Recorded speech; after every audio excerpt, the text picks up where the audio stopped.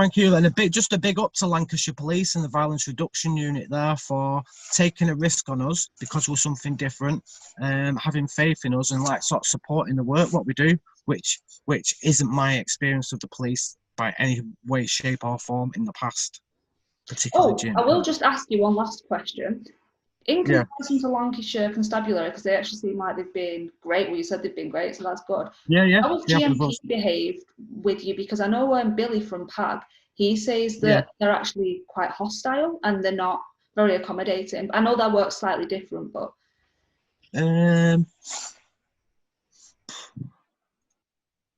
I in my previous job at the trauma service, I delivered training to all frontline officers at GMP. So we trained about 600 staff, including non-police staff as well, in how to deal with male victims of childhood sexual abuse and stuff. So rather than like kind of sort of my experiences in the past, which I take full responsibility for my behaviour, my criminal behaviour in the past and stuff.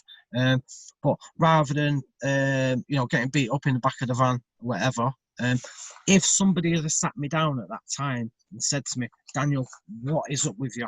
Why are you behaving like that?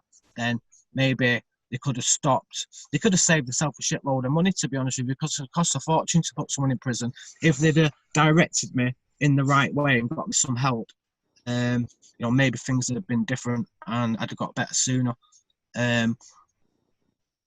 But I've got no faith in GMP whatsoever. When someone comes to me, I'll be honest with you, and says, what a report, what's happened to me to the police, I'm just praying it's not GMP. Then when they say it's GMP, it's like I just try and keep a straight face and just support them through that process, because we support people from report like all the way to court and stuff.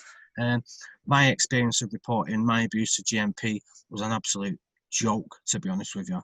The CPS came back and the cop was at it. I'm not saying I believe you, Daniel, and I'm not saying I don't believe you. He didn't interview everybody properly. He sent the information, what he had, back to over to the CPS to see whether they was going to charge or not. Bearing in mind, this guy, there was loads of people come forward for him as well, telling the same experience of what I had and how he treated me. And the CPS came back and he said, we spoke to all your schools. I've been to 9 different primary schools when I was little because of what was going on and stuff and my behaviour.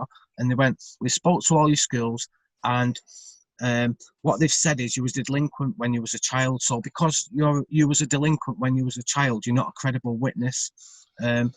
Even though the sexual abuse happened to me when I was under 16, at 15, they said we can't work out whether you consented or not. Now this guy was spiking me and raping me while I was in my school uniform.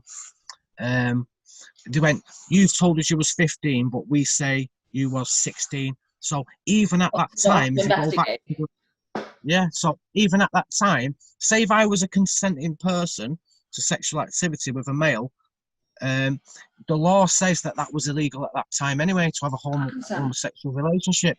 It wasn't consenting. It was spiked and fucking raped.